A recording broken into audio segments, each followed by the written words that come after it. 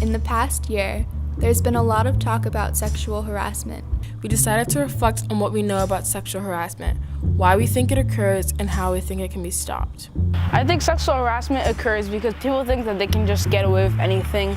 I think sexual harassment occurs because it's not reported and it's what society has normalized. Several allegations of sexual harassment against movie producer Harvey Weinstein. Well, U.S. Senator Al Franken is facing allegations of sexual assault. We've never seen a time in our history where sexual violence, sexual assault, sexual harassment has been discussed in mainstream media and pop culture in the way that we're seeing now. I think the Me Too movement will help because it will allow more people who are online to see what's actually happening, what's going on around the world, and what's happening to these people. I think we are perpetuating sexual harassment because all with the modern culture and the things that we see in TV, in music, in hip hop. I think we can encourage more people to report it and for the women to stop it if they notice that it's happening to them. Sometimes they don't even know that it's happening. Definitely limiting the amount of provocative stuff you can see on the internet. We can educate our teens and our adults and even kids, even young kids, about what sexual harassment is and how to stop it.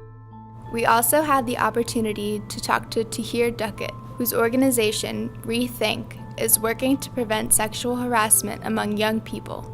We asked him how our society has gotten to this place where sexual harassment is so common.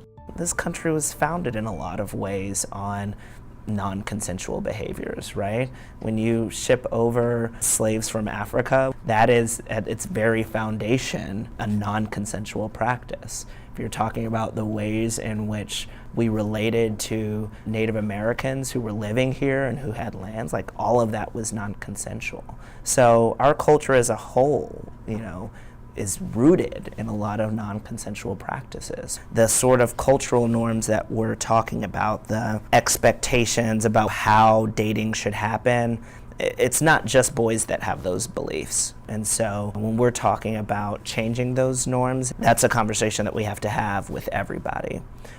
But it's hard to escape the fact that the statistics show that more than 90% of perpetrators of sexual violence identify as male.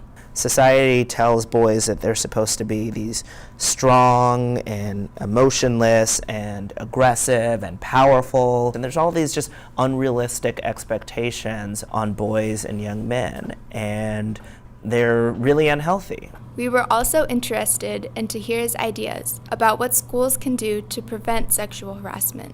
Probably the most important thing is to build up a real, bona fide, genuine culture of consent in a school. And that takes a lot of work on, I think, the adults' part in the school. I think it's important for adults to model consent in the way that they relate to kids on an everyday basis. Consent is a muscle.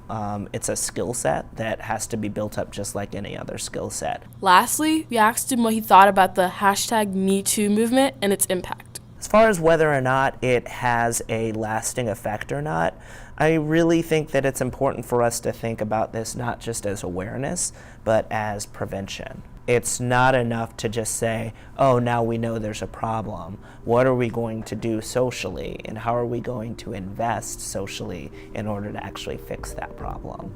So what are we going to do in terms of curriculum in our schools? What are we going to do in terms of policies and trainings in our workplaces to actually make the problem go away?